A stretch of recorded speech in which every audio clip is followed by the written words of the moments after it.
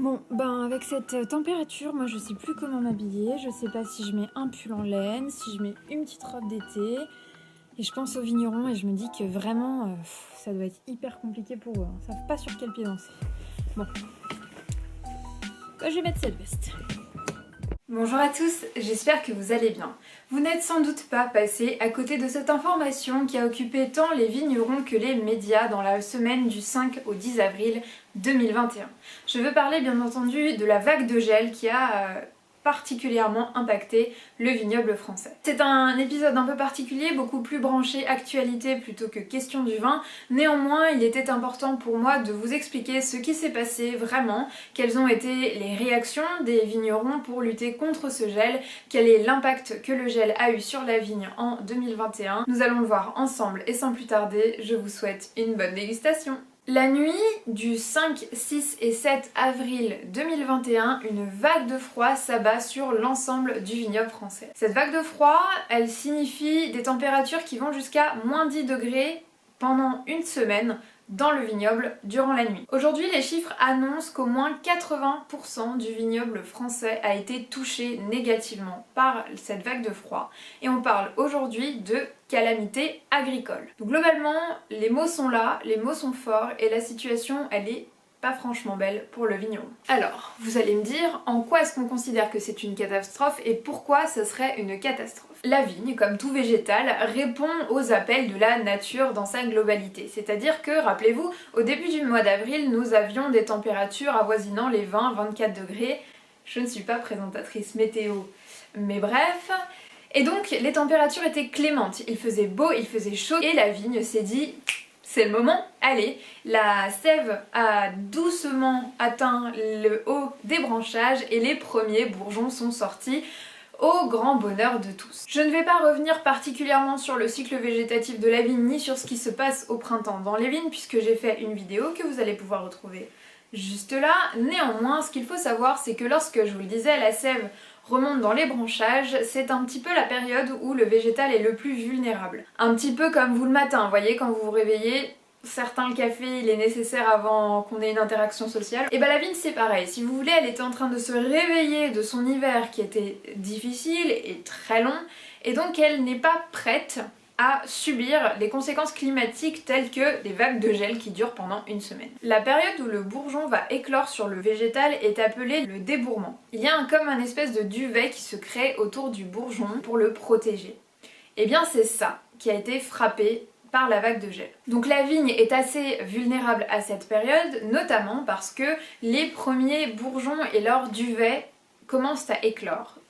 D'ailleurs, ces bourgeons avec le duvet, on appelle ça la bourre. Le moindre choc climatique peut anéantir la suite des opérations, notamment la production entière. Alors vous voyez bien que la situation peut être un peu tendue quand même. Donc le vignoble s'épanouit, tout le monde est heureux, tout le monde voit le printemps arriver et là, bam, vague de gel. Alors bien entendu, les vignerons, ils ont l'habitude normalement de ce genre de changement de climat et ils doivent réagir. Mais dans quelle mesure les vignerons ont pu réagir ? Tout d'abord, il faut savoir qu'en fonction du vignoble, la vigne ne va pas réagir de la même manière ou en tout cas ne va pas résister au froid de la même façon. J'entends que si le vignoble est situé dans une zone assez humide, par exemple là où on a des influences maritimes, eh bien on va pouvoir observer une résistance au froid de la part de la vigne qui va jusqu'à moins 3 degrés. C'est peu comparé aux vignobles qui sont dans des climats plutôt secs puisque eux vont résister à des températures jusqu'à moins 5. Bon, c'est pas tant non plus, mais ça laisse encore quelques degrés de marge. Plusieurs techniques ont été élaborées afin de lutter contre le gel dans le vignoble. Elles sont surtout fonction de la taille du vignoble puisque certaines méthodes vont fonctionner pour des petites surfaces tandis que d'autres vont être privilégiées pour des grandes surfaces. Tout d'abord, nous avons les chaufferettes et les bougies. Quand je vous dis ça, c'est concrètement la même chose que lorsque l'on est à la maison dans le salon et qu'on allume une bougie, c'est juste vachement plus gros et le fonctionnement est le même. Les bougies sont faites de paraffine et les chaufferettes sont alimentées au fioul. En gros, c'est un peu comme si on installait des gros radiateurs et des feux de cheminée non loin des vignes puisqu'elles sont placées à équidistance chacune dans les rangs des vignes de façon à pouvoir réchauffer l'air ambiant. Là, vous allez voir les points négatifs, c'est que de 1, ça ne s'adresse que aux vignobles de petite taille. 2, ça nécessite énormément de main d'œuvre pour installer, allumer, surveiller chacun de ces éléments. Et au-delà de ça, bien entendu, c'est extrêmement polluant. Ensuite, on a la possibilité d'asperger l'ensemble du vignoble d'eau. Là, vous allez me dire, oui, mais en fait, il gèle. Donc si on asperge avec de l'eau, ben ça va pas arranger. Et bien figurez-vous que si. Ça ressemble clairement à un arrosage automatique, il y a des piquets qui sont placés tout le long du vignoble et qui aspergent de l'eau en continu de manière à créer une espèce de poche de glace de protection autour du bourgeon. Bien entendu, encore une fois, cette méthode, bien que extrêmement belle également sur les photos, nécessite une quantité d'eau assez astronomique qui n'est pas très respectueuse non plus de l'environnement. Et enfin, on a la méthode du brassage. Si vous voulez, cette méthode, je l'aperçois un petit peu comme la méga grosse production américaine du sauvetage des vignes. Parce que on utilise, entre autres, des hélicoptères. Des hélicoptères, oui, et également des grosses pales qui vont tourner en continu, un peu comme un ventilateur qui serait censé faire bouger l'air de manière à faire passer l'air chaud en dessous de l'air froid pour donc remonter l'air froid et pouvoir réchauffer les vignes. Je ne sais pas si je suis extrêmement claire. Et vous aurez surtout compris que ça s'adresse à des vignobles qui ont certes les moyens, mais surtout une quantité d'hectares assez impressionnante, et là il faut vraiment y aller au grand mot les grands remèdes quoi. Du reste, il y a des méthodes expérimentales qui sont explorées pour pouvoir envisager quelque chose d'un peu plus éco-responsable quand même dans la démarche. À ce moment-là, vous êtes en droit de vous demander si vraiment est-ce que c'est si grave. Chaque année, on nous parle d'un vignoble, par exemple, qui a subi la grêle ou ce genre de choses. Alors forcément, dans le discours, on est habitué à un vigneron qui est capable de faire face à la nature et aux aléas climatiques. Certes oui. D'autres pourront également argumenter que la vigne est à ce point bien faite qu'elle propose un backup service aux vignerons. Sur cet argument, je comprendrais effectivement qu'on puisse considérer que ce n'est pas très grave. Je vous explique. La vigne est effectivement bien faite. On a le premier bourgeon qui va donner la première grappe. Donc les grappes qui en général sont vendangées et qui permettent de faire le vin. Mais il arrive parfois que des aléas climatiques suppriment ces premières grappes, par exemple une averse de grêle. Et donc la vigne va proposer un contre-bourgeon, c'est comme ça que ça s'appelle, donc un second bourgeon qui va donner une seconde grappe qui va permettre l'éclosion de nouveaux raisins. Sauf que malheureusement, il est quand même assez notoire que le second bourgeon ne produit pas les meilleures grappes possibles et il arrive même qu'il ne produise pas de fruits du tout. C'est le cas notamment en Champagne et en Bourgogne.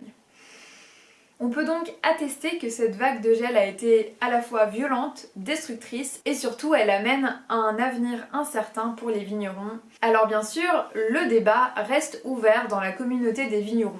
Pour ou contre l'implantation de nouveaux cépages qui permettraient une résistance beaucoup plus forte à ces aléas climatiques ou en tout cas ce changement climatique à long terme puisque c'est de ça dont on parle. Et vous alors, qu'est-ce que vous pensez? Pour ou contre l'implantation de nouveaux cépages? N'hésitez pas à me le dire en commentaire pour qu'on puisse en discuter. Et la dernière question, c'est bien sûr, est-ce normal que les températures baissent si fort, si vite et qu'elles impactent autant le vignoble? La réponse est non, parce que figurez-vous que ce n'était pas arrivé en France en termes d'impact sur l'ensemble des vignobles depuis 1991.